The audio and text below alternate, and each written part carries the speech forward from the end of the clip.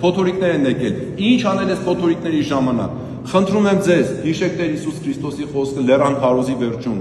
Ում նմանեցնեմ են մարդուն, որ լսում է իմ խոսքը եւ պահում է իմ պատվիրանները, նմանեցնեմ են մարդուն, ով իր տունը, իր կյանքը կառուցում է ժայռի վրա։ Ժայռը մեր Տեր Հիսուս Քրիստոսն է, իր խոսքը, իր պատվիրանները, իրեն հետևելը, իրեն հնազանդվելը։ Մի բան ասում է չի կարելի, վсё չի կարելի, չեմ անի։ Մի բան ասում է ասես կանեմ, վсё սենց կանեմ։ Ոչ թե փորձենք արդարանալ, ոչ թե փորձենք, չգիտեմ,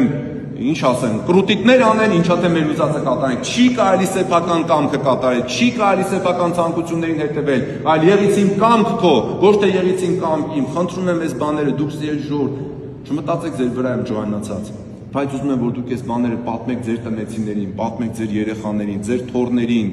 եւ արտահայտվի այս ամեն ինչը ձեր կյանքում որպես օրինակ, որպես աղ, այստեղ քիչ եմ, չէ՞ այսօր։ Դուք բան գործ թողել եք եկել այստեղ։ Բայց աղն էլ քիչ անենում։ Տեր Հիսուսն ասեց, դուք եք երկրի աղը, մի աման ճաշին, մի աման աղ չեն լցնում, այլ մի պտղունց աղ են լցնում։ Մենք հիմա ցրվելու ենք, գնալու ենք ամեն մեկս մեր կյանքի մեջ։ Խնդրում աղաչում եմ ձեզ, մեզ շատ աղոտ կա պետք, մեզ շատ օրինակ կա պետք, մեզ շատ քրիստոնեական սրբության օրինակներ ա պետք։ Դուք այդ օրինակները եղեք, մի մոռացեք, որ կոչված եք այդ բանը լինելու։ Համ կտանք կյանքին, եւ մեր կյանքը կփոխվի, եթե մենք այս փոթորիկի մեջ ամուր մնանք։ Իսկ եթե ամուր չմնանք, գնանք մեր ցանկությունների հետևից, մենք կնմանվենք այն մարդուն, ով որ իր կյանքը կառուցել է ավազի վրա։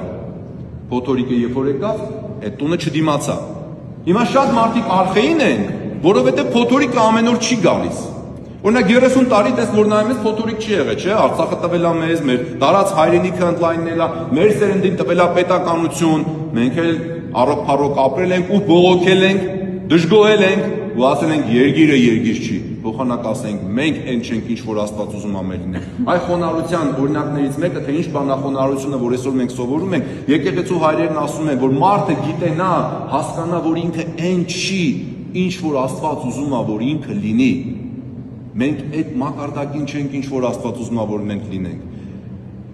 Խնդրում եմ ձեզ, ձեր կյանքերը ամեն ինչի մեջ կառուցեք Քրիստոսի վրա